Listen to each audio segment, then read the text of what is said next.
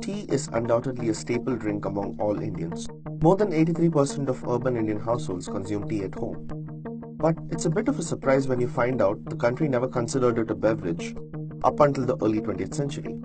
So, how did tea become an in thing in India? Back in the 1830s, China was the only country that grew the tea plant and knew how to produce its powder. It was a state secret. The East India Company realized it was paying too much money for importing tea from China to Europe and decided to grow its own leaves in India. But all the quality plans were inside a hostile country. A British agent earlier pointed out tea-like leaves being consumed by the Singpho people of Assam, but they were not good enough.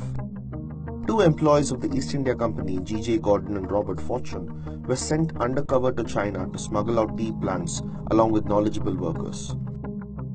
Initial attempts to cultivate tea in Assam ended in failure, but by 1838, the first chests of India-grown tea were produced, but to very little acclaim in London. It was only by the 1870s that the tea industry in India expanded to other regions, stabilized and generated a profit. And within a decade, it ended up beating Chinese competition. By 1901, Britons were consuming over 6 pounds of tea per head, up from less than 2 pounds 50 years before. But Indians still did not drink it themselves, because it was an expensive affair with all the teapots, china cups, saucers, and milk jugs. At most, it was considered a herbal remedy for body ailments prescribed by doctors. The Indian Tea Association, founded in 1881, decided to aggressively promote tea drinking with a countrywide campaign that gathered momentum only during the First World War. Tea stalls were set up at factories, coal mines, and cotton mills to capture the market of laborers. Although European instructors provided tea-making guidelines to small vendors, the end product was one with lots of milk, sugar, and spices, which appealed to North Indian taste buds. It was only a matter of time before tea stalls became commonplace in railway stations too.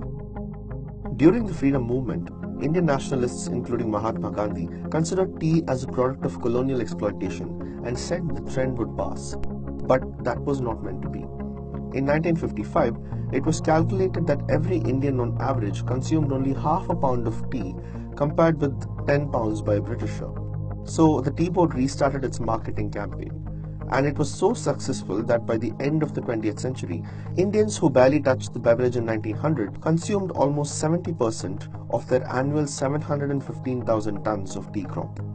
It became so profitable that the largest tea company in the United Kingdom was bought by an Indian business group, and Darjeeling tea became the first Indian product to receive a geographical indication tag, ensuring special recognition in the global market.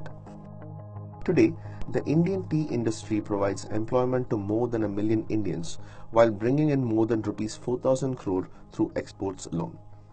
It's no wonder then that the government is keen on making it the national drink of India.